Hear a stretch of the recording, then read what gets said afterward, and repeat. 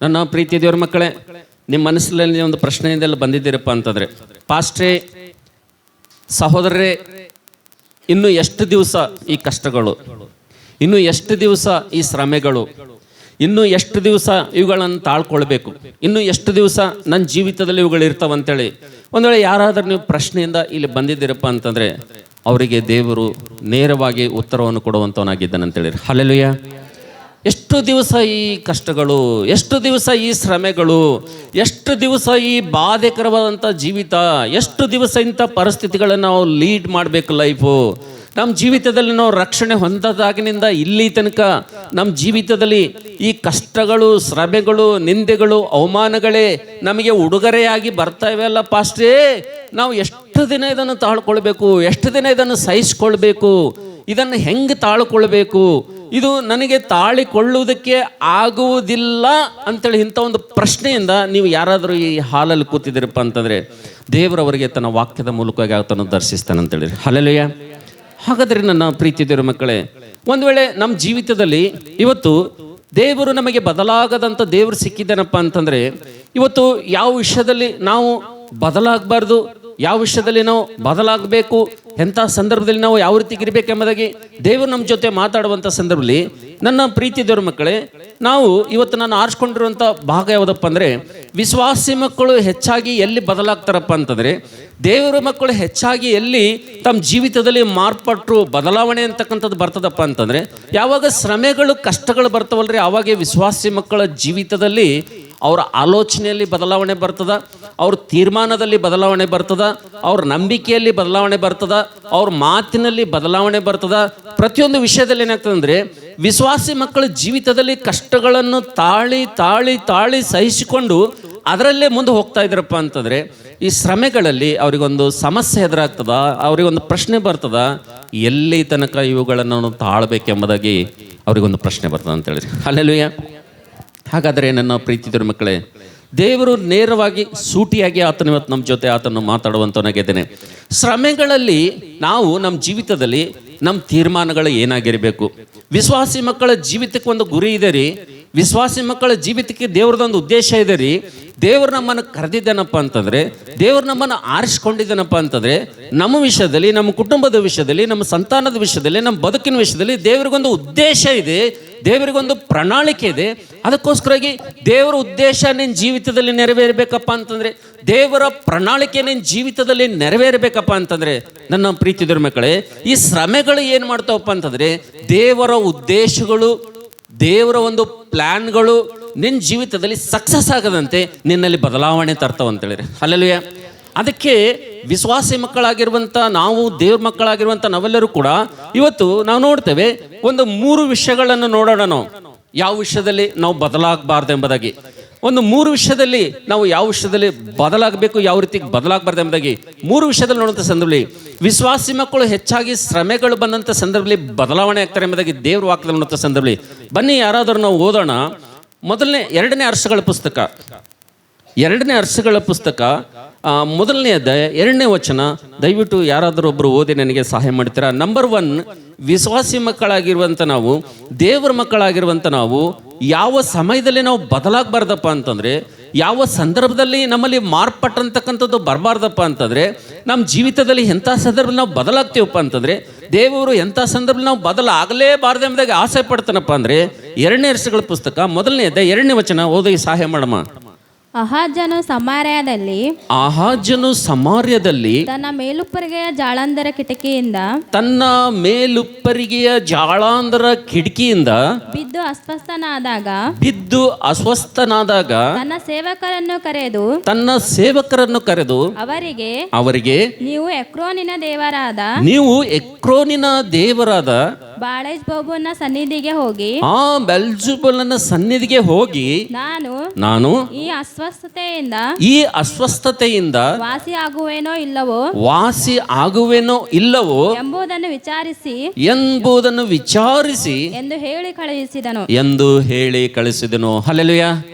ಎಲ್ಲರೂ ನಿಮ್ಮ ಸತ್ಯವೇದವನ್ನು ನಿಮ್ಮ ಉಡಿಲಿಟ್ಕೊಂಡು ಸ್ವಲ್ಪ ನನ್ನ ಕಡೆಗೆ ನೋಡ್ರಿ. ಪ್ರೀತಿಯ ದೇವರ ಮಕ್ಕಳೇ, ನಮ್ಮ ಜೀವಿತದಲ್ಲಿ ಬದಲಾಗದಂಥ ದೇವರ ಹತ್ರ ಬಂದಿರುವಂಥ ನಾವು ಕೂಡ ನಂಬರ್ 1 ಮೊಟ್ಟ ಮೊದಲನೇದಾಗಿ ಯಾವ ಸಮಯದಲ್ಲಿ ನಾವು ಬದಲಾಗಬಾರ್ದಪ್ಪ ಅಂತಂದರೆ, ಯಾವ ಸಮಯದಲ್ಲಿ ನಾವು ನಮ್ಮಲ್ಲಿ ಬದಲಾವಣೆನೇ ಮಾರ್ಪಟ್ಟೆ, ನಂಬಿಕೆಯಲ್ಲಾಗಲಿ, ವಿಶ್ವಾಸದಲ್ಲಾಗಲಿ, ತೀರ್ಮಾನದಲ್ಲಾಗಲಿ, ಮಾತಿನಲ್ಲಾಗಲಿ, ವಿಶ್ವಾಸ ಜೀವಿತದಲ್ಲಿ ಬದಲಾವಣೆನ ಬರಲೇಬಾರದು ಎಂಬುದಾಗಿ ನಾವು ದೇವರ ವಾಕ್ಯದ ಆಧಾರದ ನೋಡ್ಸಂದ್ಲಿ ಇಲ್ಲಿ ನಾವು ನೋಡ್ತೇವೆ. ಆಹಾಜ್ಯನ ನಾವು ನೋಡ್ತೇವೆ, ಆತನು ಇಸ್ರಾಯೇಲರ ಅರಸನಾಗಿದ್ದಾನಂತೇಳಿ. ದೇವರು ಆತನನ್ನು ಇಸ್ರಾಯೇಲರ ಮೇಲೆ ಅರಸನನ್ನಾಗಿ ಮಾಡಿದ್ದಾನೆ, ಅಧಿಪತಿಯನ್ನಾಗಿ ಮಾಡಿದ್ದಾನೆ, ಅಧಿಕಾರಿಯಾಗಿ ಮಾಡಿದ್ದಾನೆ, ಸಕಲ ಸವಲತ್ತನ್ನು ಆತನು ಕೊಟ್ಟು ರಾಜನನ್ನಾಗಿ ಮಾಡಿದ್ದಾನೆ.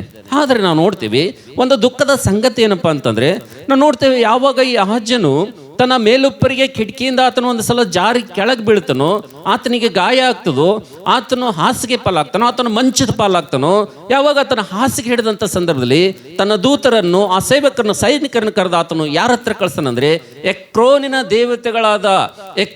ದೇವರಾದಂಥ ಬೆಲ್ಜುಬೂಲನ ಒಂದು ಹತ್ರ ಕಳಿಸಿ, ಈ ರೋಗದಿಂದ ನಾನು ವಾಸಿ ಆಗ್ತೀನೋ ಅಥವಾ ಇಲ್ಲ ಎಂಬುದಾಗಿ ನೀವು ಕೇಳ್ಕೊಂಡು ಬಂಡ್ರಿ ಎಂಬುದಾಗಿ ನಾವು ನೋಡ್ತೇವೆ. ಆಹಾಜ್ಯನ ನಾವು ನೋಡ್ತೇವೆ ಎಕ್ರೋನಿನ ಒಂದು ದೇವತೆಗಳನ್ನು ಆಶ್ರಯಿಸಿದ ಎಂಬುದಾಗಿ ದೇವರ ವಾಕ್ಯದಲ್ಲಿ ನೋಡ್ತೀವಿ ಅಂತೇಳಿ. ಹಲ್ಲೆಲೂಯಾ. ಪ್ರೀತಿಯ ದೇವರ ಮಕ್ಕಳೇ, ನಮ್ಮ ಜೀವಿತದಲ್ಲಿ ನಾವು ಯಾವಾಗ ಬದಲಾಗ್ತೀವಪ್ಪ ಅಂತಂದ್ರೆ, ನಮ್ಮ ಜೀವಿತದಲ್ಲಿ ಯಾವಾಗ ರೋಗಗಳು ಬರ್ತಾವಲ್ರಿ, ನಮ್ಮ ಜೀವಿತದಲ್ಲಿ ಯಾವಾಗ ಶ್ರಮೆಗಳು ಬರ್ತಾವಲ್ರಿ, ನಮ್ಮ ಜೀವಿತದಲ್ಲಿ ಯಾವಾಗ ಬೇನೆಗಳು ಬರ್ತಾವಲ್ರಿ, ನಮ್ಮ ಜೀವಿತದಲ್ಲಿ ಯಾವಾಗ ನಾವು ಪೇನ್ಫುಲ್ ಆಗ್ತೀವಲ್ರಿ, ಖಂಡಿತವಾಗಿ ನನ್ನ ಪ್ರೀತಿ ದೇವರ ಮಕ್ಕಳೇ, ಈ ರೋಗ ಅಂತಕ್ಕಂಥದ್ದು, ಬೇನೆ ಅಂತಕ್ಕಂಥದ್ದು, ಶ್ರಮೆಗಳಂತಕ್ಕಂಥವು ನಮ್ಮನ್ನು ಏನು ಮಾಡ್ತಾವಪ್ಪ ಅಂತಂದ್ರೆ, ನಾವು ನೋಡ್ತೇವೆ ನಮ್ಮ ಜೀವಿತ, ನಮ್ಮ ಮನಸ್ಸು, ನಮ್ಮ ಆಲೋಚನೆ ಬದಲಾಗುವಂತೆ ಮಾಡ್ತಾವಂತೇಳಿ. ಹಲ್ಲೆಲೂಯಾ. ಅದಕ್ಕೆ ನಾವು ಒಬ್ಬರ ಕಡೆಯಿಂದ ಇನ್ನೊಬ್ಬರ ಕಡೆ, ಇನ್ನೊಬ್ಬರ ಕಡೆಯಿಂದ ಇನ್ನೊಬ್ಬರ ಕಡೆ, ಒಬ್ಬರಿಂದ ಇನ್ನೊಬ್ಬರ ಕಡೆ ನಾವು ಸ್ವಸ್ಥತೆಗಾಗಿ, ಆರೋಗ್ಯಕ್ಕಾಗಿ ನಾವು ನೋಡ್ತೇವೆ ಒಬ್ಬರಿಂದ ಒಬ್ಬರು ನಾವು ಬದಲಾಗಿ ಹೋಗ್ತಾನೆ ಇರ್ತೇವೆ.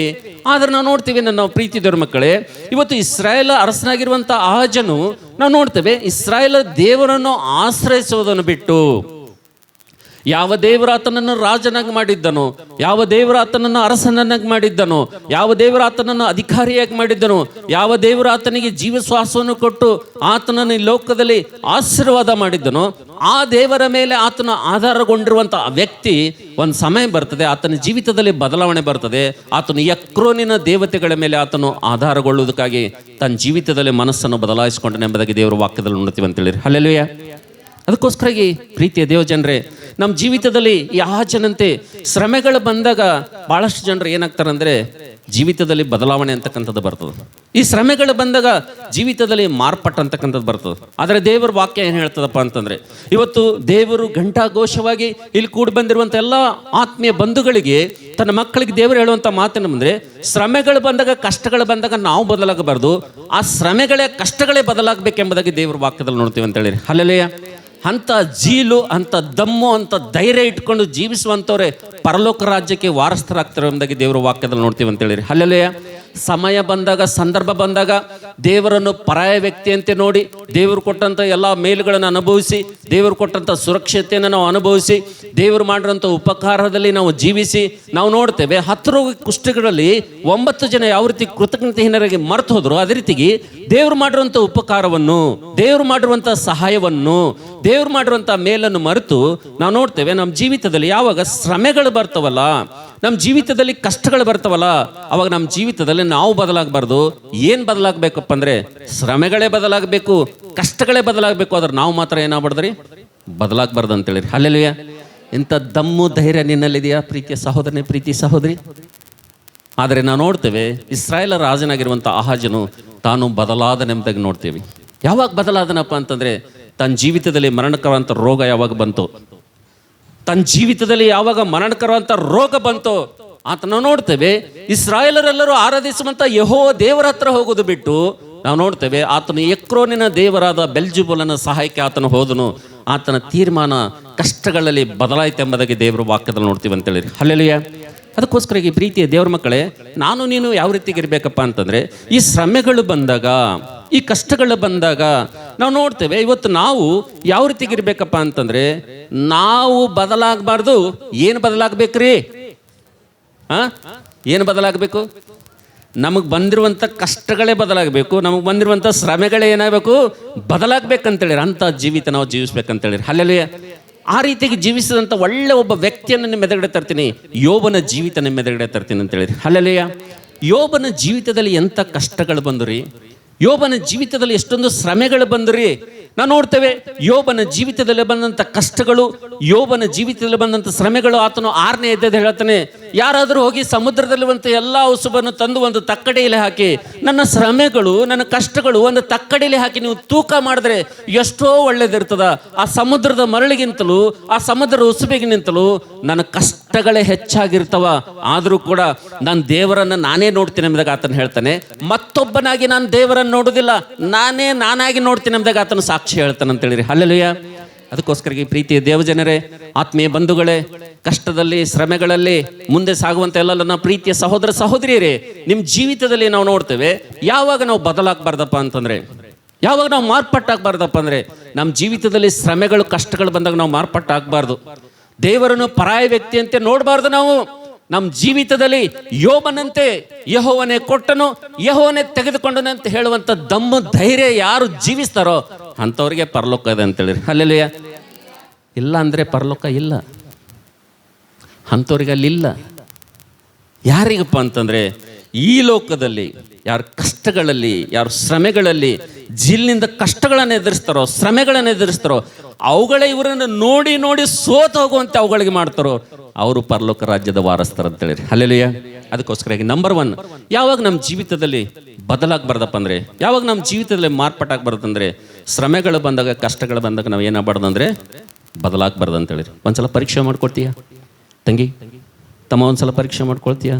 ನಿನ್ನ ವಿಶ್ವಾಸ ಯಾವ ಮಟ್ಟದಲ್ಲಿದೆ, ನಂಬಿಕೆ ಯಾವ ಮಟ್ಟದಲ್ಲಿದೆ, ನಿನಗೆ ಬಂದಂಥ ಕಷ್ಟಗಳು, ಶ್ರಮೆಗಳು ತುಫಾನಿನಂತೆ, ಬಿರುಗಾಳಿಯಂತೆ ನಿನ್ನ ಕುಟುಂಬ ಅಂತ ದೋಣಿಗೆ ಬಡಿಯುವಂಥ ಸಂದರ್ಭದಲ್ಲಿ ಒಂದ್ಸಲ ನಿನ್ನ ವಿಶ್ವಾಸವನ್ನು ಪರೀಕ್ಷೆ ಮಾಡ್ಕೊ. ನಂಬರ್ 1.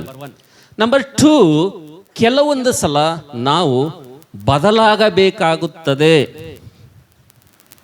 ಕೆಲವೊಂದು ಸಲ ಏನಾಗಬೇಕಾಗ್ತದ್ರಿ? ನಂಬರ್ 1, ಮೊದಲು ನಾವು ಕಷ್ಟಗಳು ಬಂದಾಗ, ಶ್ರಮೆಗಳು ಬಂದಾಗ ಏನಾಗಬಾರ್ದು, ನಾವೇನಾಗಬಾರ್ದು, ಬದಲಾಗಬಾರ್ದು. ಏನು ಬದಲಾಗಬೇಕು? ಕಷ್ಟಗಳ ಶ್ರಮೆಗಳೇ ಬದಲಾಗಬೇಕು. ನಂಬರ್ 2, ಎರಡನೇದಾಗಿ ನಾವು ಒಂದು ಸಂದರ್ಭದಲ್ಲಿ, ಒಂದು ಸಮಯದಲ್ಲಿ ಬದಲಾಗಬೇಕು. ಯಾವ ಸಂದರ್ಭದಲ್ಲಿ ಓದ್ತೀರಾ? ದಯವಿಟ್ಟು ಕೆಲವೊಂದು ಸಾರಿ ನಾವು ಏನಾಗಬೇಕಂದ್ರೆ ಬದಲಾಗಲೇಬೇಕಾಗ್ತದೆ. ಅದಕ್ಕೋಸ್ಕರಗೆ ದಯವಿಟ್ಟು 2ನೇ ಕೊರಿಂಥಿ, ನಿಮ್ಮ ಸತ್ಯವೇದವನ್ನು 2 ಕೊರಿಂಥಿ 2ನೇ ಕೊರಿಂಥಿ 12ನೇ ಅಧ್ಯಾಯದ ಕಡೆಗೆ ನಿಮ್ಮ ಸತ್ಯವೇದವನ್ನು ತಿರುಗಿಸ್ತೀರಾ? ಒಂದು ಸಮಯದಲ್ಲಿ ನಾವು ಬದಲಾಗಬೇಕಾಗ್ತದೆ. ಒಂದು ಸಂದರ್ಭದಲ್ಲಿ ನಮ್ಮಲ್ಲಿ ಮಾರ್ಪಾಟ ಅಂತಕ್ಕಂಥದ್ದು ಬರಬೇಕಾಗ್ತದೆ. ಒಂದು ಸಂದರ್ಭದಲ್ಲಿ ನಾವು ಬದಲಾಗಬೇಕಾಗ್ತದೆ, ಮಾರ್ಪಾಟಾಗಬೇಕಾಗ್ತದೆ. ಈ ಲೋಕದಲ್ಲಿ ಯಾವ ಸಂದರ್ಭದಲ್ಲಿ ನಾವು ಬದಲಾಗಬೇಕು, ಯಾವ ಸಂದರ್ಭದಲ್ಲಿ ನಮ್ಮಲ್ಲಿ ಬದಲಾವಣೆ ಅಂತಕ್ಕಂಥದ್ದು ನಾವೇ ಬದಲಾಗಬೇಕು ಎಂಬುದಾಗಿ ದಯವಿಟ್ಟು ಈ ಸಮಯದಲ್ಲಿ ನಾವು ಯಾವಾಗ ಬದಲಾಗಬೇಕೆಂಬುದಾಗಿ 2ನೇ ಕೊರಿಂಥಿ 12ನೇ ಅಧ್ಯಾಯ 7ನೇ ವಚನ ಓದಮ್ಮ. 12:7. ಈ ಕಾರಣದಿಂದಲೂ ನನಗೆ ತಿಳಿಸಲ್ಪಟ್ಟಂತ ರಹಸ್ಯಗಳು ಬಹು ವಿಶೇಷವಾಗಿರುವುದರಿಂದಲೂ ನಾನು ಹೊಗಳಿಕೊಳ್ಳದೆ ಸುಮ್ಮನಿರುತ್ತೇನೆ. ನಾನು ನನ್ನನ್ನು ಅತಿಶಯವಾಗಿ ಹೆಚ್ಚಿಸಿಕೊಳ್ಳಬಾರದೆಂದು ಒಂದು ಶೂಲ ನನ್ನ ಶರೀರದಲ್ಲಿ ನಾಟಿದೆಯೋ ಎಂಬಂತೆ ನನ್ನನ್ನು ಗುದ್ದುವುದಕ್ಕೆ ಸೈತಾನನ ದೂತರಲ್ಲಿ ಒಬ್ಬನು ನನ್ನ ಬಳಿಗೆ ಕಳುಹಿಸಲ್ಪಟ್ಟನು. ನಾನು ಅತಿಶಯವಾಗಿ ಹೆಚ್ಚಿಸಿಕೊಳ್ಳಬಾರದೆಂತಲೇ ಇದಾಯಿತು. ಈ ಪೀಡೆಯ ವಿಷಯದಲ್ಲಿ ಅದು ನನ್ನನ್ನು ಬಿಟ್ಟು ಹೋಗಬೇಕೆಂದು 3 ಸಾರಿ ಕರ್ತನನ್ನು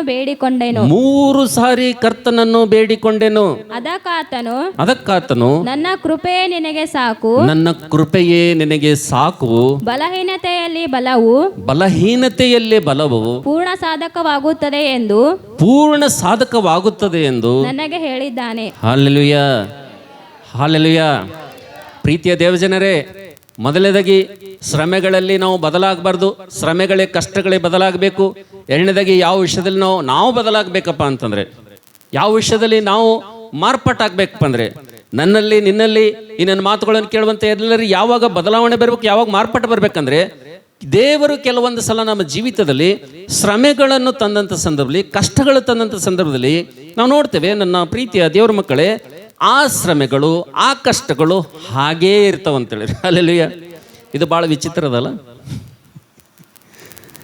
ದೇವರು ಉದ್ದೇಶಪೂರ್ವಕವಾಗಿ ದೇವರು ಉದ್ದೇಶಪೂರ್ವಕವಾಗಿ ತನ್ನ ಭಕ್ತರ ಜೀವಿತದಲ್ಲಿ, ತನ್ನ ಮಕ್ಕಳ ಜೀವಿತದಲ್ಲಿ, ತಾನು ಪ್ರೀತಿಸುವವರ ಜೀವಿತದಲ್ಲಿ ಉದ್ದೇಶಪೂರ್ವಕವಾಗಿ ಕೆಲವೊಂದು ಕಷ್ಟಗಳನ್ನು, ಶ್ರಮೆಗಳನ್ನು ಹಾಗೇ ಇಟ್ಟಿರ್ತಾನೆ. ಅವಾಗ ನಾವೇನು ಮಾಡಬೇಕು? ಇದು ಹೋಗಲಿ, ಇದು ಹೋಗಲಿ, ಇದು ಕಷ್ಟ ಹೋಗಲಿ, ಇದು ನಿಂದೆ ಹೋಗಲಿ, ಇದು ಅವಮಾನ ಹೋಗಲಿ, ಇದು ಹೋಗಲಿ ಹೋಗಲಿ ಹೋಗಲಿ ಅಂತೇಳಿ ಪ್ರಾರ್ಥನೆ ಮಾಡ್ಬೇಕಾ? ನೋ. ದೇವರ ಮಕ್ಕಳ ಜೀವಿತದಲ್ಲಿ, ಕೆಲವೊಬ್ಬರು ದೇವರು ಆರಿಸ್ಕೊಂಡವ್ರ ಜೀವಿತದಲ್ಲಿ, ದೇವರ ಪ್ರಣಾಳಿಕೆಯಲ್ಲಿ ಇದ್ದಂಥವ್ರು ಕೆಲವೊಂದು ಜೀವಿತದಲ್ಲಿ ಏನಂತಂದರೆ ಕಷ್ಟಗಳು, ಶ್ರಮೆಗಳು ಅವು ಹಾಗೆ ಉಳಿತಾವಂತೀರವು.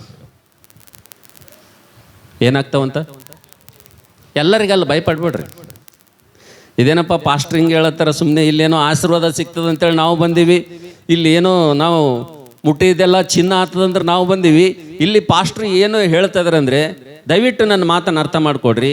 ಎಲ್ಲರಿಗಲ್ಲ, ಯಾರು ದೇವರ ಒಂದು ಪ್ರತ್ಯೇಕವಾದಂಥ ಒಂದು ದೃಷ್ಟಿಯಲ್ಲಿದ್ದಾರೋ, ಯಾರು ದೇವರು ಆರಿಸಿಕೊಳ್ಪಟ್ಟಂಥ ಪ್ರಥಮವಾದ ಗುಂಪಿನಲ್ಲಿದ್ದಾರೋ ಅವರ ಜೀವಿತದಲ್ಲಿ ದೇವರ ಬಹಳ ಉದ್ದೇಶಗಳನ್ನು ಇಟ್ಕೊಂಡಿರುವಂಥವ್ರ ಜೀವಿತದಲ್ಲಿ ನಾವು ನೋಡ್ತೇವೆ ಶ್ರಮೆಗಳು, ಕಷ್ಟಗಳು ಹಾಗೆ ಉಳಿದು ಬಿಡ್ತಾವ್ರಿ. ಎಷ್ಟು ಪ್ರಾರ್ಥನೆ ಮಾಡಿದ್ರೂ ಕೂಡ ದೇವರಂತಾನ ನೋ ಅಂತಾನ. ಅಂಥ ಸಂದರ್ಭದಲ್ಲಿ ನಾವೇನು ಮಾಡಬೇಕು? ಭಾಳಷ್ಟು ಜನ ಮಾಡೋ ತಪ್ಪು ಇಲ್ಲೇ. ಭಾಳಷ್ಟು ಜನ ವಿಶ್ವಾಸಿಗಳು ತಪ್ಪೆಲ್ಲಿ ಮಾಡ್ತಾರೆ? ಇಲ್ಲೇ ಮಾಡ್ತಾರೆ. ಕೆಲವೊಂದು ಶ್ರಮೆಗಳು, ಕೆಲವೊಂದು ಕಷ್ಟಗಳು, ಕೆಲವೊಂದು ಮುಳ್ಳು ನಮ್ಮ ದೇಹದಲ್ಲಿ, ನಮ್ಮ ಜೀವಿತದಲ್ಲಿ, ನಮ್ಮ ಬದುಕಿನಲ್ಲಿ ದೇವರು ಇಟ್ಟಿರ್ತಾನೆ. ಆದರೆ ಅವುಗಳ ತೆಗೆಯುವುದಿಲ್ಲ ದೇವರು. ನೀನು ಎಷ್ಟು ಪ್ರಾರ್ಥನೆ ಮಾಡಿದ್ರೂ ಕೂಡ ಆ ಶ್ರಮೆಗಳು ಹಾಗೆ ಇರ್ತಾವ. ನೀನು ಎಷ್ಟು ಪ್ರಾರ್ಥನೆ ಮಾಡಿದ್ರೂ ಕೂಡ ಆ ಕಷ್ಟಗಳು ಹಾಗೆ ಇರ್ತಾವ.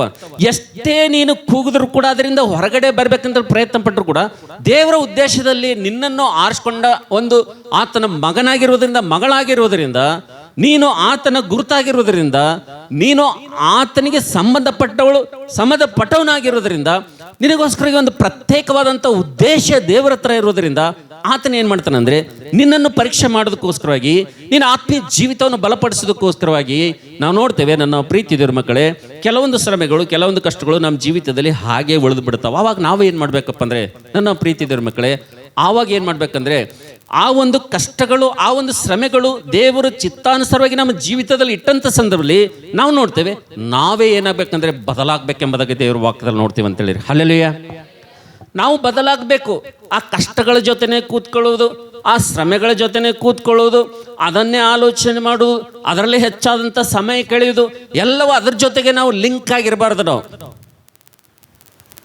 ಕಾರಣ ಏನಪ್ಪ ಅಂದರೆ ಅಪೊಸ್ತಲನಾದ ಪೌಲನಲ್ಲಿ ಹೇಳ್ತಾ ಇದ್ದೇನೆ 12ನೇ ಅಧ್ಯಾಯ 7ನೇ ವಚನದಲ್ಲಿ, ನನಗೆ ತಿಳಿಸಲ್ಪಟ್ಟಂಥ ರಹಸ್ಯಗಳು ಬಹಳ ವಿಶೇಷವಾದಂಥವುಗಳು ಎಂಬುದಾಗಿ ದೇವರು ಹೇಳ್ತಾನೆ ಅಂತೇಳಿ. ಹಲ್ಲೆಲೂಯಾ. ಪ್ರೀತಿಯ ಸಹೋದರನೇ, ಪ್ರೀತಿಯ ಸಹೋದರಿ, ನಿನಗೂ ನನಗೂ ದೇವರು ತಿಳಿಸಲ್ಪಟ್ಟಂಥ ರಹಸ್ಯಗಳು, ಮಹತ್ತರವಾದಂಥ ರಹಸ್ಯಗಳು, ಪರಲೋಕ ರಾಜ್ಯದ ರಹಸ್ಯಗಳು ನನಗೂ ದೇವರು ತಿಳಿಸಿದ್ದಾನೆ ಅಂತೇಳಿ ದೇವರ ವಾಕ್ಯದಲ್ಲಿ ನೋಡ್ತೇವೆ. ಇಹಲೋಕದ ಜ್ಞಾನಿಗಳನ್ನು ನಾಚಿಕೆ ಪಡೋದಕ್ಕೋಸ್ಕರವಾಗಿ ಅಜ್ಞಾನಿಗಳಾದಂಥ ನಮ್ಮನ್ನು ದೇವರು ಆರಿಸ್ಕೊಂಡಿದ್ದಾನೆ ಅಂತೇಳಿ, ಈ ಲೋಕದಲ್ಲಿರುವಂಥ ಬುದ್ಧಿವಂತರನ್ನು ನಾಚಿಕೆ ಪಡೋದಕ್ಕೋಸ್ಕರವಾಗಿ ಬುದ್ಧಿಹೀನರಾದಂಥ ನಮಗೆ ದೇವರು ಆರಿಸ್ಕೊಂಡಿದ್ದಾನೆ.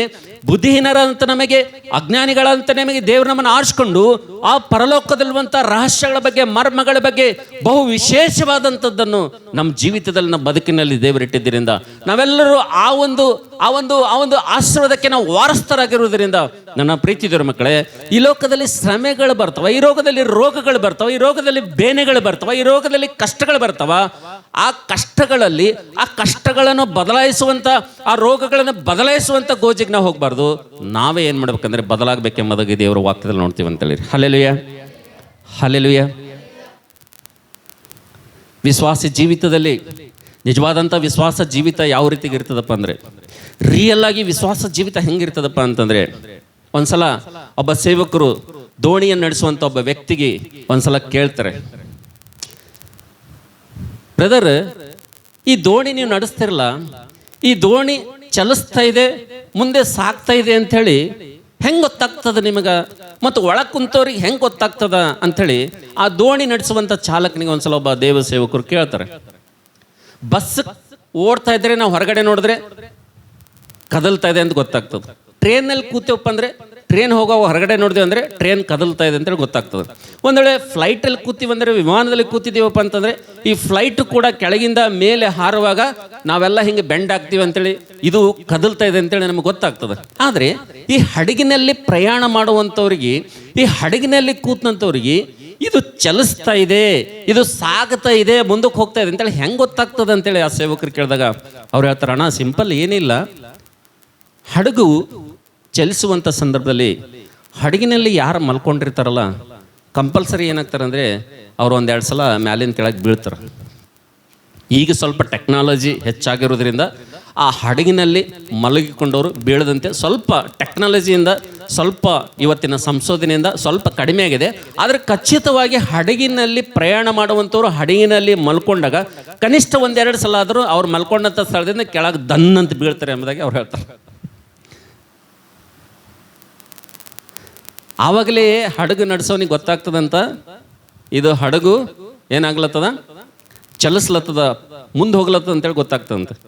ಮತ್ತು ಒಳಗಿದ್ದವ್ರಿಗೂ ಏನಾಗ್ತದಂತ, ಹಡಗು ಏನಾಗ್ಲತ್ತದ, ಚಲಿಸ್ಲತ್ತದ ಅಂತೇಳಿ ಗೊತ್ತಾಗ್ತದಂತ. ಒಂದು ವೇಳೆ ಅಣ್ಣ ಸಿಂಪಲ್ಲು, ಹಡಗು ಹೋಗುವಾಗ ಯಾರನ್ನೂ ಕೂಡ ಒಳಗೆ ಮಲ್ಕೊಂಡವ್ರು ಒಂದು ಸಲನೂ ಕೂಡ ಕೆಳಗೆ ಬಿದ್ದಿಲ್ಲ ಅಂದರೆ ಏನು ತಿಳ್ಕೊಬೇಕಂದ್ರೆ, ಹಡಗು ನಡೆಸುವಂಥವನು ಹಡಗಿನಲ್ಲಿ ಪ್ರಯಾಣ ಮಾಡುವಂಥವ್ರು ಮಲ್ಕೊಂಡವ್ರು ಏನು ತಿಳ್ಕೊಂಡ್ರೆ, ಹಡಗು ಏನು ಮಾಡ್ಯಾರ ಅಂದ್ರೆ ಎಲ್ಲ ಒಯ್ದು ಬಂದರಕ್ಕೆ ಕಟ್ಟಿ ಹಾಕ್ಯಾರ ಅಂತ ತಿಳ್ಕೊಬೇಕಷ್ಟೇ. ಪ್ರಶಾಂತದ ಹಡಗಿನಾಗ ಏನು ಜೋಲಿ ಹೋಗಲತ್ತಿಲ್ಲ, ತೇಲಾಡ್ಲತ್ತಿಲ್ಲ, ಕುಂತ ಜಾಗದಿಂದ ಕೆಳಗೆ ಬೀಳತ್ತಿಲ್ಲ ಅಂದರೆ ಒಂದೇ ಸಿಂಪಲ್ ತಿಳ್ಕೊಬೇಕು, ಈ ಹಡಗ ಯಾರೋ ಒಯ್ದು ಏನು ಮಾಡ್ಯಾರ ಒಂದು ಗೂಟಕ್ಕೆ ಕಟ್ಟಿ ಹಾಕ್ಯಾರ, ಒಂದು ದಡಿಗೆ ಹೋಗಿ ಅಂತ ತಿಳ್ಕೊಬೇಕೆಂಬುದಾಗಿ ಅವ್ರು ಹೇಳ್ತಾರೆ.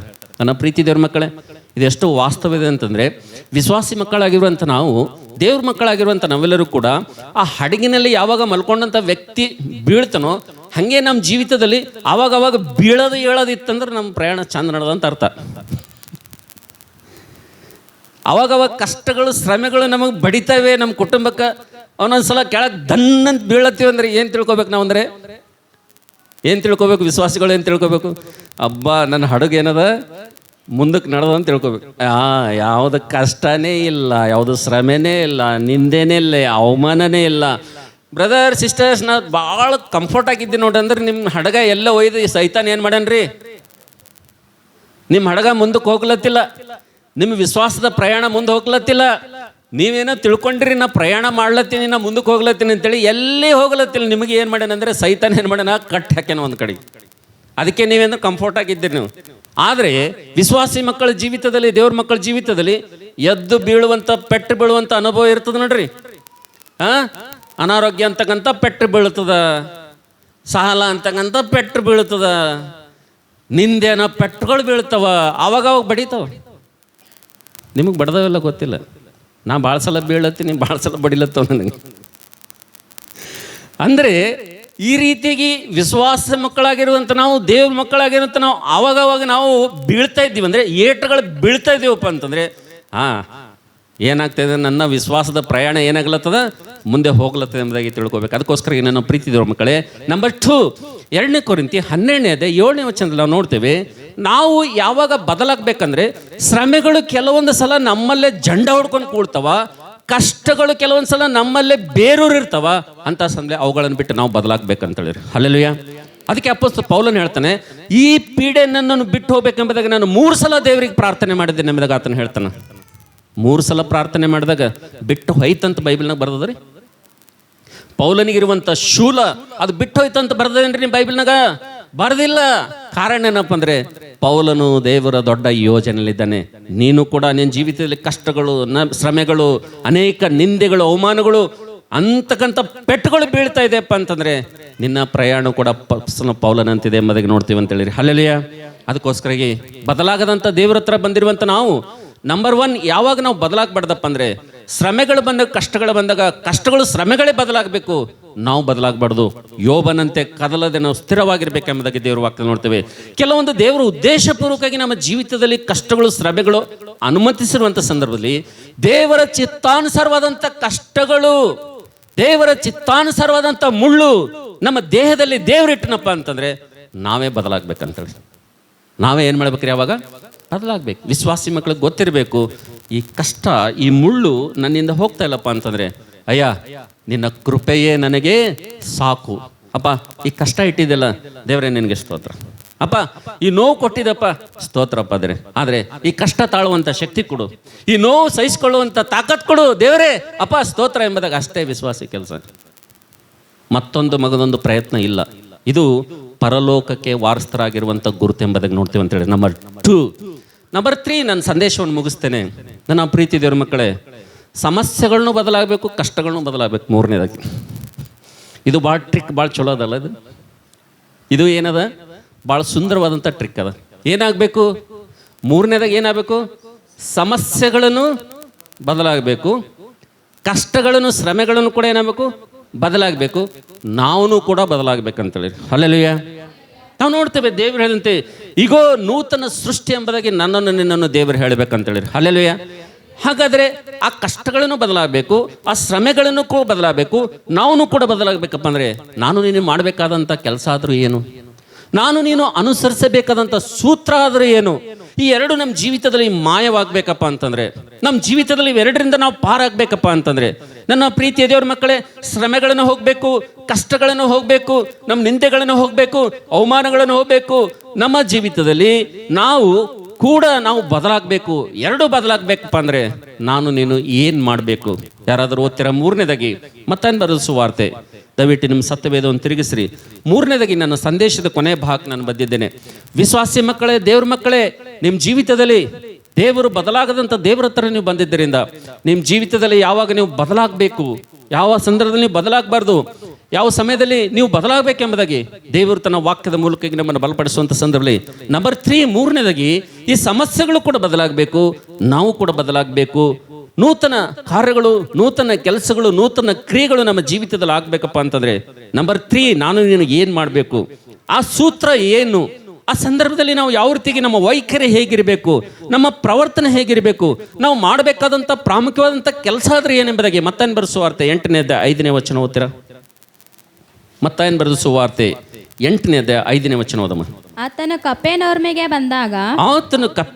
ಬಂದಾಗ ದಂಡಿನ ಶತಾಧಿಪತಿಯು ಆತನ ಬಳಿಗೆ ಬಂದು ಪ್ರಭುವೇ ನನ್ನ ಆಳು ಪಾರ್ಶ್ವವಾಯದಿಂದ ಬಹಳ ಕಷ್ಟಪಡುತ್ತಾ ಮನೆಯಲ್ಲಿ ಬಿದ್ದಿದ್ದಾನೆ ಎಂದು ಹೇಳಿಕೊಂಡನು. ಆತನು ಅವನಿಗೆ ನಾನು ಬಂದು ಅವನಿಗೆ ವಾಸಿ ಮಾಡುತ್ತೇನೆ ಎಂದು ಹೇಳಿದ್ದಕ್ಕೆ ಆ ಶತಾಧಿಪತಿಯು ಪ್ರಭುವೇ ನೀನು ನನ್ನ ಮನೆಗೆ ಬರತಕ್ಕಷ್ಟು ಯೋಗ್ಯತೆ ನನ್ನಲ್ಲಿಲ್ಲ. ನೀನು ಒಂದು ಮಾತು ಹೇಳಿದರೆ ಸಾಕು ನನ್ನ ಆಳಿಗೆ ಗುಣವಾಗುವುದು. Hallelujah, hallelujah. ನಾವು ನೋಡ್ತೇವೆ ಪ್ರೀತಿಯ ದೇವಜನರೇ, ಮತ್ತಾಯನ ಬರೆದ ಸುವಾರ್ತೆ 8ನೇ ಅಧ್ಯಾಯ 5ನೇ ವಚನದಲ್ಲಿ ನಾವು ನೋಡ್ತೇವೆ, ಇವತ್ತು ನಮ್ಮ ಶ್ರಮೆಗಳು ಕೂಡ ಬದಲಾಗಬೇಕು, ನಮ್ಮ ಕಷ್ಟಗಳು ಕೂಡ ಬದಲಾಗಬೇಕು, ನಮ್ಮ ರೋಗದಲ್ಲಿ ಕೂಡ ಪರಿಹಾರ ಬರಬೇಕು, ನಾವು ಕೂಡ ಬದಲಾಗಬೇಕಪ್ಪ ಅಂತಂದ್ರೆ ನಾನು ನೀನು ನಂಬರ್ 3 ಮಾಡಬೇಕಾದಂಥ ಶ್ರೇಷ್ಠವಾದಂಥ ವೈಖರಿ, ಒಂದು ಶ್ರೇಷ್ಠವಾದಂಥ ಸೂತ್ರ, ಮಾಡಬೇಕಾದಂಥ ಬಹುಶ್ರೇಷ್ಠವಾದಂಥ ಕೆಲಸ ಏನಪ್ಪ ಅಂದರೆ ನನ್ನ ಪ್ರೀತಿ ದೇವರ ಮಕ್ಕಳೇ, ನಾನು ನೀನು ಯಾವ ಸ್ಥಳದಲ್ಲಿದ್ದೀವಿ, ನಾನು ನೀನು ಎಲ್ಲಿ ಕೂತ್ಕೊಂಡಿದ್ದೀವಿ, ನಾನು ನೀನು ಯಾವ ಸ್ಥಳದಲ್ಲಿದ್ದೀವಿ, ಯಾವ ಸಮಸ್ಯೆಯಲ್ಲಿದ್ದೀವಿ, ಯಾವ ಸಾಲದಲ್ಲಿದ್ದೀವಿ, ಯಾವ ರೋಗದಲ್ಲಿದ್ದೀವಿ, ಯಾವ ಕಷ್ಟದಲ್ಲಿದ್ದೀವಿ, ಯಾವ ಸಮಸ್ಯೆ ಸುಳಿಯಲ್ಲಿ ಸಿಕ್ಕಾಕೊಂಡಿದ್ದೀವಿ, ಯಾವ ಸ್ಥಿತಿಯಲ್ಲಿದ್ದೀವಿ, ಆ ಸ್ಥಿತಿಯಿಂದ ಮೊಟ್ಟ ಮೊದಲು ನಾವು ಎದ್ದು ಕರ್ತನ ಹತ್ರ ಬರಬೇಕೆಂಬುದಾಗಿ ದೇವರ ವಾಕ್ಯದಲ್ಲಿ ನೋಡ್ತೀವಿ ಅಂತ ಹೇಳಿರಿ. ಹಲ್ಲೆಲೂಯಾ. ಭಾಳಷ್ಟು ಜನ ಇದನ್ನು ಮಾಡುವುದಿಲ್ಲ, ಬಹಳಷ್ಟು ಜನರಿಗೆ ಇದರ ಅರ್ಥ ಗೊತ್ತಾಗುವುದಿಲ್ಲ. ನಾವು ನೋಡ್ತೇವೆ ನನ್ನ ಪ್ರೀತಿ ದೇವರ ಮಕ್ಕಳೇ, ದೇವರ ವಾಕ್ಯದಲ್ಲಿ ಮತ್ತಾಯನ ಬರೆದ ಸುವಾರ್ತೆ 8ನೇ ಅಧ್ಯಾಯ 5ನೇ ವಚನ ನೋಡ್ತೀವಿ. ಇಲ್ಲಿ ಒಂದು ಶತಾಧಿಪತಿಯ ಕುಟುಂಬ ನೋಡ್ತಾ ಇದ್ದೇವೆ, ಆತನ ಜೀವಿತ ನೋಡ್ತಾ ಇದ್ದೇವೆ. ಶತಾಧಿಪತಿಯ ಒಬ್ಬ ಬೇಕಾಗಿರುವಂತ, ಈ ಶತಾಧಿಪತಿಯು ಬಹಳವಾಗಿ ಪ್ರೀತಿಸುವಂತ ಆತನ ಆಳು ಪಾರ್ಶ್ವ ರೋಗಕ್ಕೆ ಆತನು ಒಳಗಾಗಿದ್ದಾನೆ. ಸಮಸ್ಯೆ ಅಂತಕ್ಕಂಥದ್ದು ಬಹಳ ಬಹಳ ಕಷ್ಟಕರವಾಗಿದೆ. ಆತನು ಪಾರ್ಶ್ವ ರೋಗದಿಂದ ಬಳಲ್ತಾ ಇದ್ದಾನೆ. ಅದೇ ಹೃದಯ ಭಾರದಿಂದ ಈ ನಾನು ಒಳ್ಳೆ ಸೈನಿಕನು, ಒಳ್ಳೆ ಸೇವಕನು ಇಂಥ ಭಯಂಕರವಂತ ರೋಗಕ್ಕೆ ತುತ್ತಾಗಿದ್ದಾನಲ್ಲ, ಇದಕ್ಕೆ ಬಿಡುಗಡೆ ಬೇಕು ಅಂಥೇಳಿ ನಾವು ನೋಡ್ತೇವೆ. ಶತಾಧಿಪತಿ, ನಾನಿವತ್ತು ಶತಾಧಿಪತಿ ಆಗಿದ್ದೇನೆ, ನನ್ನ ಕೈ ಕೆಳಗೆ ಸೈನಿಕರಿದ್ದಾರೆ. ಕೆಲವೊಬ್ಬರು ಹೋಗಂದ್ರೆ ಹೋಗ್ತಾರೆ, ಕೆಲವೊಬ್ಬರು ಹೇಳಿ ಬಾ ಅಂದ್ರೆ ಹೇಳಿ ಬರ್ತಾರೆ, ಕೆಲವೊಬ್ಬರು ಕರ್ಕೊಂಡು ಬಾ ಅಂದ್ರೆ ಕರ್ಕೊಂಡು ಬರ್ತಾರೆ ಅಂತೇಳಿ ಈ ಶತಾಧಿಪತಿ ತಾನಿರುವಂಥ ಮನೆಯಲ್ಲಿ ಎಷ್ಟು ಮಾತ್ರಗೂ ತಾನಿರುವಂಥ ಸ್ಥಳದಲ್ಲಿ ಆತನು ಕೂತುಕೊಳ್ಳಲಿಲ್ಲ ಎಂಬುದಾಗಿ ದೇವರ ವಾಕ್ಯದಲ್ಲಿ ನೋಡ್ತೀವಿ ಅಂತೇಳಿ. ಹಲ್ಲೆಲೂಯಾ. ಆತನ ಸ್ಥಳದಲ್ಲಿ ಆತನು ಎಷ್ಟು ಮಾತ್ರಕ್ಕೂ ಕೂತ್ಕೊಳ್ಳಲಿಲ್ಲ. ಆತನು ಮಾಡಿರುವಂಥ ಒಳ್ಳೆ ಕೆಲಸನಂದ್ರೆ ತನ್ನ ಶತಾಧಿಪತಿ, ತನ್ನ ಆಳಿಗೆ ಬಂದಿರುವಂಥ ರೋಗ ತನಗೇ ಬಂದಿದೆ ಅಂತೇಳಿ ಆತನು ತಿಳ್ಕೊಂಡು ಆತನು ಇನ್ನೊಬ್ಬರ ಕಷ್ಟ ಸುಖದಲ್ಲಿ ಭಾಗಿಯಾಗುವಂಥ ಮನಸ್ಸು ಆ ಇನ್ನೊಬ್ಬರ ಕಷ್ಟ ನೋವು ಅರ್ಥ ಮಾಡ್ಕೊಳ್ಳುವಂಥ ಮನಸ್ಸು ಈ ಶತಾಧಿಪತಿಯಲ್ಲಿ ಇದ್ದಿದ್ದರಿಂದ ನಾವು ನೋಡ್ತೀವಿ ಪರಿಹಾರ ಮಾಡುವಂಥ ರಕ್ಷಕನ ಹತ್ರ ನಾವು ನೋಡ್ತೇವೆ. ಶತಾಧಿಪತಿ ಆತನು ಓಡಿ ಬಂದು ಆತನಿಗೆ ಮನವಿಯನ್ನು ಮಾಡ್ತಾ ಇದ್ದಾನೆ ಎಂಬುದಾಗಿ ದೇವರ ವಾಕ್ಯದಲ್ಲಿ ನೋಡ್ತೀವಿ ಅಂತೇಳಿ. ಹಲ್ಲೆಲೂಯಾ. ಭಾಳಷ್ಟು ಸಲ ಶ್ರಮೆಗಳು ಬಂದಾಗ, ಭಾಳ ಸಲ ಕಷ್ಟಗಳು ಬಂದಾಗ, ಭಾಳ ಸಲ ರೋಗಗಳು ಬಂದಾಗ ನಮ್ಮ ಜೀವಿತದಲ್ಲಿ ಏನು ಮಾಡ್ತೀವಪ್ಪ ಅಂತಂದರೆ, ಸ್ವಸ್ಥಪಡಿಸುವಂಥ ದೇವರ ಹತ್ರ ನಾವು ಬರುವುದಿಲ್ಲ, ಸ್ವಸ್ಥಪಡಿಸುವಂಥ ದೇವರಿಗೆ ನಾವು ಕೇಳುವುದಿಲ್ಲ, ಆರೋಗ್ಯ ಕೊಡುವಂಥ ದೇವರ ಹತ್ರ ನಾವು ಬರುವುದಿಲ್ಲ, ಆರೋಗ್ಯದಾಯಕನಾಗಿರುವಂಥ ದೇವರ ಹತ್ರ ಬಂದು ನಾವು ಆ ಸ್ಥಳವನ್ನು ಬದಲಾಯಿಸಿ ದೇವರ ಹತ್ರ ಬಂದು ಮೊಣಕಾಲವ್ರಿ ಪ್ರಾರ್ಥನೆ ಮಾಡುವಂಥ ಗೋಜಿಗೆ ನಾವು ಹೋಗುವುದಿಲ್ಲ. ನಾವು ಎಲ್ಲಿ ಇರ್ತೀವಿ ಅಲ್ಲೇ ಕೂತ್ಕೊಳ್ತೀವಿ. ನಾವು ಅಲ್ಲೇ ಕೂತ್ಕೊಂಡು ಆ ರೋಗದ ಬಗ್ಗೆ ಆಲೋಚನೆ ಮಾಡ್ತೀವಿ, ಆ ಕಷ್ಟದ ಬಗ್ಗೆ ನಾವು ಆಲೋಚನೆ ಮಾಡ್ತೀವಿ, ಅದರಲ್ಲೇ ನಾವು ಮುಳುಗಿ ತೇಲಾಡ್ತಾ ಇರ್ತೀವಿ, ಅದರಲ್ಲೇ ಚಿಂತೆಯಲ್ಲಿ ಮುಳುಗಿ ಹೋಗ್ತೀವಿ. ಆದರೆ ನಾವು ನೋಡ್ತೀವಿ, ನೀವು ಹಾಗೆ ಇದ್ದಂಥ ಸ್ಥಳದಲ್ಲಿ ಕೂತ್ಕೊಂಡ್ರಪ್ಪ ಅಂತಂದರೆ, ನಿಮ್ಮ ಸ್ಥಳವನ್ನು ನೀವು ಬದಲಾಯಿಸಲಿಲ್ಲಪ್ಪ ಅಂತಂದರೆ, ನೀವು ಅಲ್ಲಿಂದ ಏಳಲಿಲ್ಲಪ್ಪ ಅಂತಂದರೆ, ನೀವು ಕರ್ತನ ಸಮೀಪಕ್ಕೆ ಒಂದು ವೇಳೆ ಬರಲಿಲ್ಲಪ್ಪ ಅಂತಂದರೆ, ನಿಮ್ಮ ಜೀವಿತದಲ್ಲಿ ಯಾವುದೇ ಬದಲಾವಣೆ ಅಂತಕ್ಕಂಥದ್ದು, ನಿಮ್ಮ ಕಷ್ಟಗಳಿಗೆ ಪರಿಹಾರ ಅಂತಕ್ಕಂಥದ್ದು ಬರಲಿಕ್ಕೆ ಸಾಧ್ಯವಿಲ್ಲ ಎಂಬುದಾಗಿ ದೇವರ ವಾಕ್ಯದಲ್ಲಿ ನೋಡ್ತೀವಿ ಅಂತೇಳಿ. ಹಲ್ಲೆಲೂಯಾ. ಅದಕ್ಕೆ ನಾವು ನೋಡ್ತೀವಿ, ಬೆಸ್ಟ್ ಎಕ್ಸಾಂಪಲ್ ಅಂದರೆ ನಾವು ನೋಡ್ತೀವಿ ಯೋಹನ್ ಬರೆಸುವಾರ್ತೆ 5ನೇ ಅಧ್ಯಾಯದಲ್ಲಿ ನಾವು ನೋಡ್ತೇವೆ. ಬೆತ್ಸದ ಕೊಳದ ಹತ್ರ 38 ವರ್ಷ ರೀ, ಎಷ್ಟ್ರಿ? 38 ವರ್ಷದಿಂದ ಆ ಕೊಳದ ಹತ್ರನೇ ಒಬ್ಬ ಮನುಷ್ಯ ಕೂತಿಕೊಂಡಿರ್ತಾನೆ. ಆದರೆ ಆತನಿಗಿಂತ ಹಿಂದೆ ಬಂದಂಥವ್ರು, ಆತನಿಗಿಂತ ಮುಂದೆ ಬಂದಂಥವ್ರು ಎಷ್ಟೋ ಜನ ಸ್ವಸ್ಥತೆಯಾಗಿ ಮನೆಗೆ ಹೋಗ್ತಾ ಇದ್ದಾರೆ. ಈ ವ್ಯಕ್ತಿ ಮಾತ್ರ ಎಷ್ಟು ವರ್ಷದಿಂದ ಕೂತಿದ್ದಾನಲ್ಲಿ? 38 ವರ್ಷಗಳಿಂದ ಏನು ಮಾಡಿದಂದರೆ ಅಲ್ಲೇ ಕೂತ್ಕೊಂಡಿದ್ದಾನೆ ಅಂತೇಳಿ. ಹಲ್ಲೆಲೂಯಾ. ನನ್ನ ಪ್ರೀತಿ ದೇವರ ಮಕ್ಕಳೇ, ನಾವು ನಮ್ಮ ಶ್ರಮೆಗಳು ಬದಲಾಗಬೇಕು, ನಮ್ಮ ಕಷ್ಟಗಳು ಬದಲಾಗಬೇಕು, ನಮ್ಮ ರೋಗದಲ್ಲಿ ನಮಗೆ ಪರಿಹಾರ ಬೇಕು, ನಮಗೆ ಸ್ವಸ್ಥತೆ ಬೇಕು, ಬಿಡುಗಡೆ ಬೇಕು, ನೂತನ ಸೃಷ್ಟಿಗಳಾಗಬೇಕಪ್ಪ ಅಂತಂದರೆ ನಮ್ಮ ಜೀವಿತದಲ್ಲಿ ದೇವರು ಬಲವಾದಂಥ ಹಸ್ತದಿಂದ ತನ್ನ ಕಾರ್ಯವನ್ನು ಪ್ರಾರಂಭ ಮಾಡಬೇಕಪ್ಪ ಅಂತಂದರೆ, ನಾನು ನೀನು ಮಾಡಬೇಕಾದಂಥ ಶ್ರೇಷ್ಠವಾದಂಥ ಕೆಲಸ ಏನಪ್ಪ ಅಂದರೆ, ಒಂದು ಉತ್ತಮವಾದಂಥ ಕೆಲಸ ಏನಪ್ಪ ಅಂತಂದರೆ, ನಾವಿರುವಂಥ ಸ್ಥಳವನ್ನು ಮೊದಲು ಬಿಡಬೇಕು, ದೇವರ ಸನ್ನಿಧಿಗೆ ನಾವು ಬರಬೇಕಂತೇಳಿ. ಭಾಳಷ್ಟು ಜನ ಮಾಡುವಂಥ ತಪ್ಪೇನಪ್ಪ ಅಂದರೆ, ಅನಾರೋಗ್ಯ ಬಂದಾಗ ಸ್ವಲ್ಪ ಟೊಂಕ ಪೇನ್ ಇರ್ತದೆ ಅಷ್ಟೇ. ಯಾಕೆ ಬಂದಿಲ್ಲ ಅಂದರೆ ಏನು ಕಾರಣ ಕೊಡ್ತಾರೆ? ರೀಸನ್ ಏನು ಕೊಡ್ತಾರೆ? ಆರಾಮಿದ್ದಿದ್ದಿಲ್ರಿ ಬ್ರದರ್, ಅದಕ್ಕೆ ನಾವು ಏನು ಮಾಡೀವಿ, ಚರ್ಚಿಗೆ ಬಂದಿಲ್ಲ ಎಂಬುದಾಗಿ ಹೇಳ್ತಾರೆ. ಅಂದರೆ ನಾವು ನೋಡ್ತೀವಿ, ಆರಾಮಿಲ್ಲ ಅಂತೇಳಿ ಮನೆಗೆ ಮಲ್ಕೊಂಡ್ರೆ ಆರಾಮಾಗ್ತದ್ರಿ? ಆರಾಮಿಲ್ಲ ಅಂತೇಳಿ ಮನೆಗೆ ಮಲ್ಕೊಂಡ್ರೆ ಆರಾಮಾಗಿ ಸಿಗ್ತದ? ಇಲ್ಲ. ನಾವೆಲ್ಲ ದೇವರ ವಾಕ್ಯದ ಮೇಲೆ ಆಧಾರಗೊಂಡು, ದೇವರ ವಾಕ್ಯದ ಆಧಾರ ಮೇಲೆ ಜೀವಿಸುವಂಥ ಬದುಕುವಂಥ ನಮಗೆ ದೇವರು ಕೊಡುವಂಥ ಆಧರಣೆ ಮಾತೇನಪ್ಪ ಅಂದರೆ, ನಿನ್ನ ಜೀವಿತದಲ್ಲಿ ಏನೇಂದ್ರೂ ಕೂಡ, ಅದು ಸಾಲ ಇದ್ರೂ ಕೂಡ, ಅದು ರೋಗ ಇದ್ರೂ ಕೂಡ, ಅದು ನಿನ್ನ ಬೆಟ್ಟದಂಥ ಸಮಸ್ಯೆ ಇದ್ರೂ ಕೂಡ, ನೀನು ಮಾತ್ರ ಏನು ಮಾಡ್ಬೇಕಂದ್ರೆ ನಿನ್ನ ಸ್ಥಳವನ್ನು ಬದಲಾಯಿಸಬೇಕು, ನೀನು ದೇವರ ಸನ್ನಿಧಿಗೆ ಬರಬೇಕು, ದೇವ್ರ ಹತ್ರ ಬರಬೇಕು, ದೇವ್ರ ಹತ್ರ ಬಂದು ರಕ್ಷಕನ ಹತ್ರ ಬಂದು ಪರಿಹಾರಕನ ಹತ್ರ ಬಂದು ನಿನ್ನ ಮನವಿಯನ್ನು ಮಾಡಬೇಕಂತೇಳಿ. ಹಲ್ಲೆಲೂಯಾ. ಇತ್ತೀಚೆಗೆ ಒಂದು ಟ್ರೆಂಡ್ ಪ್ರಾರಂಭವಾಗಿದೆ. ವಿಶ್ವಾಸಿ ಮಕ್ಕಳ ಜೀವಿತದಲ್ಲಿ ಕಷ್ಟಗಳು ಬಂದಾಗ, ವಿಶ್ವಾಸಿ ಮಕ್ಕಳ ಜೀವಿತದಲ್ಲಿ ರೋಗಗಳು ಬಂದಾಗ ನಾವು ನೋಡ್ತೇವೆ, ಅವರು ಸಿಕ್ಕವ್ರ ಹತ್ರ ಹೋಗಿ ತಲೆ ಬಗ್ಗಿಸ್ತಾರೆ, ತಲೆ ಮೇಲೆ ಕೈ ಇಟ್ಟು ಪ್ರಾರ್ಥನೆ ಮಾಡ್ತಾರೆ. ಇದೊಂದು ಫ್ಯಾಷನ್ ಆಗಿಬಿಟ್ಟದ ಇವತ್ತು ಕ್ರೈಸ್ತರಿಗೆ. ಒಂದು ತಲೆ ಮೇಲೆ ಕೈ ಇಟ್ಟು ಪ್ರಾರ್ಥನೆ ಮಾಡೋದು ಏನಾಗಿದ್ರಿ, ಫ್ಯಾಷನ್ ಆಗಿಬಿಟ್ಟದ. ಆದರೆ ದೇವರ ವಾಕ್ಯದ ನೋಡ್ತೀವಿ, ವಿಶ್ವಾಸಿ ಮಕ್ಕಳು ಸ್ಥಾನಿಕವಾದಂಥ ಸ್ಥಾನಿಕವಾದಂಥ ಸಭಾಪಾಲಕನನ್ನು ಬಿಟ್ಟು, ಅಭಿಷೇಕ ಹೊಂದಿದ ಸೇವಕನನ್ನು ಬಿಟ್ಟು ಬೇರೆ ಯಾರ ಹತ್ರ ಹೋಗಿ ಕೂಡ ನಿಮ್ಮ ತಲೆ ಬಾಗಿಸಬಾರ್ದು, ನಿಮ್ಮ ತಲೆ ಮೇಲೆ ಕೈ ಇಟ್ಕೋಬಾರ್ದು. ತಲೆ ಮೇಲೆ ಕೈ ಇಟ್ಕೊಂಡು ಸಿಕ್ಕೋರು ಪ್ರಾರ್ಥನೆ ಮಾಡಿದ್ರೆ ಅರ್ಥ ಏನದರದು? ಮಜಾಕ್ ತಿಳ್ಕೊಂಡ್ರೇನು? ಇನ್ನೊಬ್ಬರ ಹತ್ರ ಹೋಗಿ ನಮ್ಮ ತಲೆ ಬಗ್ಗಿಸಿ ಅವ್ರು ನಮ್ಮ ತಲೆ ಮೇಲೆ ಕೈ ಇಟ್ಟು ಪ್ರಾರ್ಥನೆ ಮಾಡ್ತಾರಂದ್ರೆ ಏನು ಅರ್ಥ ಗೊತ್ತದ ನಿಮಗೆ? ದೇವರ ವಾಕ್ಯದಲ್ಲಿ ನೋಡ್ತೀವಿ, ಹಳೆ ಒಡಂಬಡಿಕೆಯಲ್ಲಿ ಒಂದು ವೇಳೆ ಒಬ್ಬ ವ್ಯಕ್ತಿ ಪಾಪ ಮಾಡ್ದನಂದ್ರೆ, ಒಬ್ಬ ವ್ಯಕ್ತಿ ದ್ರೋಹಿ ಆದನಪ್ಪ ಅಂದರೆ, ಒಬ್ಬ ವ್ಯಕ್ತಿ ಪಾಪಿಷ್ಠನಾಗಿದ್ದು ದುರ್ಮಾರ್ಗಿಯಾಗಿ ಜೀವಿಸಿದ್ರಪ್ಪ ಅಂದರೆ, ಆತನ ಪಾಪ ಪರಿಹಾರ ಆಗಬೇಕಪ್ಪ ಅಂತಂದರೆ ಆತನ ಏನು ಮಾಡಬೇಕಪ್ಪ ಅಂತಂದರೆ, ಒಂದು ಕುರಿಮರಿಯನ್ನು ಆತನ ಏನು ಮಾಡ್ಬೇಕ್ರಿ, ತರಬೇಕು. ತಂದಾಗ ಏನಾಗಬೇಕಪ್ಪ ಅಂತಂದರೆ ನಾವು ನೋಡ್ತೇವೆ, ಅದನ್ನು ಯಾಜಕನ ಹತ್ರ ತರಬೇಕು. ಯಾಜಕನ ಹತ್ರ ತಂದಾಗ ಯಾಜಕನ ಏನು ಮಾಡ್ಬೇಕಂದ್ರೆ, ಆ ಕುರಿಮರಿಯನ್ನು ತಂದಂಥ ದೋಷಿಯನ್ನು ಕರೆದು ಅವನ ಕೈಗಳನ್ನು ಆ ಕುರಿಮರಿ ಮೇಲೆ ಇಡಬೇಕು. ಯಾರ ಕೈ ಯಾರ ತಲೆ ಮೇಲೆ ಇಡಬೇಕು? ಯಾರು ತಪ್ಪು ಮಾಡಿದ್ದಾರೋ, ಯಾರು ದ್ರೋಹಿಯಾಗಿದ್ದಾರೋ, ಯಾರು ಪಾಪ ಮಾಡಿದ್ದಾರೋ ಅವರು ಪಾಪ ಪರಿಹಾರ ಆಗೋದಕ್ಕೋಸ್ಕರ, ಬಲಿ ಅರ್ಪಣೆ ಮಾಡೋದಕ್ಕೋಸ್ಕರ ಯಾಜಕನ ಹತ್ರ ಆ ಒಂದು ಪಶುವನ್ನು ತಂದು, ಆ ಕುರಿಯನ್ನು ತಂದು ಮೊದಲು ತಪ್ಪು ಮಾಡಿದಂತನು, ಪಾಪ ಮಾಡಿದಂತನು ಕುರಿಮರಿ ತಲೆ ಮೇಲೆ ಕೈ ಇಡಬೇಕು. ನೆಕ್ಸ್ಟ್ ಈ ಅಭಿಷೇಕ ಇದ್ದಂಥ ಸೇವಕನು ಕೈ ಇಟ್ಟು ಪ್ರಾರ್ಥನೆ ಮಾಡಬೇಕು. ಆವಾಗ ಈ ವ್ಯಕ್ತಿಯಲ್ಲಿದ್ದಂಥ ಎಲ್ಲ ತಪ್ಪುಗಳು ಟ್ರಾನ್ಸ್ಫರ್ ಎಲ್ಲಿ ಆಗ್ತಾವೆ ಅಂದರೆ ಕುರಿಮರಿ ಮೇಲೆ ಆಗ್ತಾವೆ ಅಂತೇಳಿ. ಹಲ್ಲೆಲೂಯಾ. ಗೊತ್ತದ ನಿಮಗೆ? ಅದರ ಅರ್ಥ ಒಬ್ಬ ವ್ಯಕ್ತಿ ತಪ್ಪು ಮಾಡಿದ್ದಾನೆ, ಪಾಪ ಮಾಡಿದ್ದಾನೆ ಅಂದರೆ ಆತನಲ್ಲಿರುವಂತೆಲ್ಲ ತಪ್ಪುಗಳು ಪಾಪಗಳೆಲ್ಲ ಎಲ್ಲಿ ಹೋಗಿ ಬೀಳ್ತವೆ? ಯಾರ ಮೇಲೆ ಬೀಳ್ತವ? ಕುರಿಮರಿ ಮೇಲೆ ಬೀಳ್ತವೆ. ಯಾವಾಗ ಆ ತಲೆ ಮೇಲೆ ಕೈ ಇಟ್ಟು ಯಾಜಕನು ಪ್ರಾರ್ಥನೆ ಮಾಡ್ತಾನೋ, ಈತನ ತಪ್ಪುಗಳು, ಈತನ ಪಾಪಗಳೆಲ್ಲ ಎಲ್ಲಿ ಹೋಗಿ ಬೀಳ್ತವ? ಆ ಕುರಿಮರಿ ಮೇಲೆ ಹೋಗಿ ಬೀಳ್ತದೆ. ಆವಾಗ ಆ ಕುರಿಮರಿಯನ್ನು ಏನು ಮಾಡ್ತಾರ? ಬಲಿ ಅರ್ಪಿಸ್ತಾರೆ ಎಂಬುದಾಗಿ ದೇವ್ರ ವಾಕ್ಯದಲ್ಲಿ ನೋಡ್ತೀವಿ ಅಂತೇಳಿ. ಹಲ್ಲೆಲೂಯಾ. ಆದರೆ ನನ್ನ ಪ್ರೀತಿಯ ದೇವ್ರ ಮಕ್ಕಳೇ, ಇವತ್ತು ನಾವು ನೋಡ್ತೇವೆ ಅನೇಕ ವಿಶ್ವಾಸಿ ಮಕ್ಕಳು, ಅನೇಕ ದೇವ ಜನರು, ಅನೇಕ ಕ್ರೈಸ್ತರು ಇವತ್ತು ನಾವು ನೋಡ್ತಿದ್ದೇವೆ, ಇವತ್ತು ಯಾರ ಹತ್ರ ಬೇಕಂದ್ರೆ ಅವ್ರ ಹತ್ರ ಹೋಗಿ ತಲೆ ಬಗ್ಗಿಸ್ತಾರೆ. ಯಾರು ಬೇಕು ಅವ್ರು ತಲೆ ಮೇಲೆ ಕೈ ಇಟ್ಟು ಪ್ರಾರ್ಥನೆ ಮಾಡ್ತಾರೆ. ತಲೆ ಮೇಲೆ ಕೈ ಇಟ್ಟು ಪ್ರಾರ್ಥನೆ ಮಾಡುವಂಥ ಅಧಿಕಾರ ವಿಶ್ವಾಸಿ ಮಕ್ಕಳಿಗಿಲ್ಲ. ಅಭಿಷೇಕ ಹೊಂದಿದ ಯಾಜಕನ ಮಾತ್ರ, ಸಭೆಯಲ್ಲಿ ಕುಂದಿಲ್ಲದಂಥ ಹಿರಿಯನು ಮಾತ್ರ ಸಭೆಯಲ್ಲಿ ತಲೆ ಮೇಲೆ ಕೈ ಇಟ್ಟು ಪ್ರಾರ್ಥನೆ ಮಾಡಬೇಕು. ಇಂಥ ಅನೇಕರು ಈ ಸತ್ಯ ಗೊತ್ತಿರಲಾರ್ದೆ ಇವತ್ತು ಅನೇಕ ಕ್ರೈಸ್ತರು, ಅನೇಕ ವಿಶ್ವಾಸಿ ಮಕ್ಕಳು ಎಷ್ಟು ನಷ್ಟ ಹೊಂದಿದ್ದಾರೆ ಅಂತೇಳಿ 1000 ಜನರಿಗೆ ನಾನು ನೋಡಿದ್ದೇನೆ ಅಂತೇಳಿ. ಏನು ಹಿಂದೂ ಮುಂದೆ ಗೊತ್ತಿಲ್ಲ. ವಿಶ್ವಾಸಿಗಳು ಚರ್ಚಿಗೆ ಬರ್ತಾರೆ, ಸಭೆಗೆ ಬರ್ತಾರೆ, ದೇವ್ರ ಮಂದಿರಕ್ಕೆ ಬರ್ತಾರೆ, ಯಾರೋ ಪ್ರಾರ್ಥನೆ ಪರರು, ಯಾರೋ ಭಕ್ತರು ಅಂತೇಳಿ ಗುರುತಿಸಿ ಹೋಗಿ ಅವ್ರ ತಲೆ ಮೇಲೆ ಏನು ಮಾಡ್ತಾರೆ? ಕೈ ಇಡ್ತಾರೆ.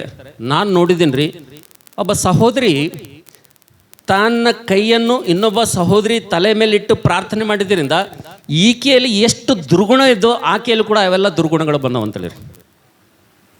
ಈಕೆ ಏನೇನು ತಪ್ಪು ಮಾಡ್ತಾ ಇದ್ದಳೋ, ಈಕಿನ ಬಳಿ ಯಾವ ಸ್ವಭಾವಗಳಿದ್ದು, ಯಾವ ಗುಣಲಕ್ಷಣಗಳಿದ್ದು, ಎಲ್ಲ ಗುಣಲಕ್ಷಣ ಎಲ್ಲ ಗುಣ ಯಾರ ಬಲ ಬಂದು? ರೀಸನ್ ಏನಂದರೆ ಆ ಹೆಣ್ಮಗಳು ಏನು ಮಾಡಿದಾಳೆ? ಈ ಹೆಣ್ಮಗಳ ಮೇಲೆ ತಲೆ ಮೇಲೆ ಕೈ ಇಟ್ಟು ಪ್ರಾರ್ಥನೆ ಮಾಡುವುದರಿಂದ. ಅದಕ್ಕೆ ಸಿಕ್ಕರ ಎದುರುಗಡೆ ಹೋಗಿ ತಲೆ ಬಗ್ಗಿಸೋದೆ, ಸಿಕ್ಕರಿಗೆ ತಲೆ ಕುಡ್ಲಕ್ಕೆ ಹೋಗ್ಬೇಡ್ರಿ. ತಲೆ ಮೆಟ್ಟು ಪ್ರಾರ್ಥನೆ ಮಾಡೋದಂದ್ರೆ ಸುಮ್ಮನೆ ಅಲ್ಲದು. ನಾವು ನೋಡ್ತೇವೆ ದೇವರ ವಾಕ್ಯದಲ್ಲಿ ನಾನು ನೀನು ಇವತ್ತು ಏನನ್ನು ಮಾಡಬೇಕಪ್ಪ ಅಂತಂದರೆ, ನಾನು ನೀನು ಅನುಸರಿಸಬೇಕಂತ ಸೂತ್ರ ಏನಪ್ಪ ಅಂತಂದರೆ, ನನ್ನ ಪ್ರೀತಿ ದೇವ್ರ ಮಕ್ಕಳೇ, ನಿನ್ನ ಶ್ರಮೆಗಳು ಬದಲಾಗಬೇಕು, ನಿನ್ನ ಕಷ್ಟಗಳನ್ನು ಕೂಡ ಬದಲಾಗಬೇಕು, ನೀನು ಕೂಡ ಬದಲಾಗಬೇಕಪ್ಪ ಅಂತಂದರೆ, ನಂಬರ್ 3 ನಾನು ನೀನು ಏನು ಮಾಡಬೇಕಪ್ಪ ಅಂತಂದರೆ, ದೇವರ ವಾಕ್ಯದಲ್ಲಿ ನೋಡ್ತೇವೆ ನಾವು ರಕ್ಷಕನ ಹತ್ರ, ಪರಿಹಾರಕನ ಹತ್ರ ನಾವು ಮೊದಲು ಬರಬೇಕೆಂಬುದಾಗಿ ದೇವ್ರ ವಾಕ್ಯದಲ್ಲಿ ನೋಡ್ತೇವೆ ಅಂತೇಳಿ. ಹಲ್ಲೆಲೂಯಾ.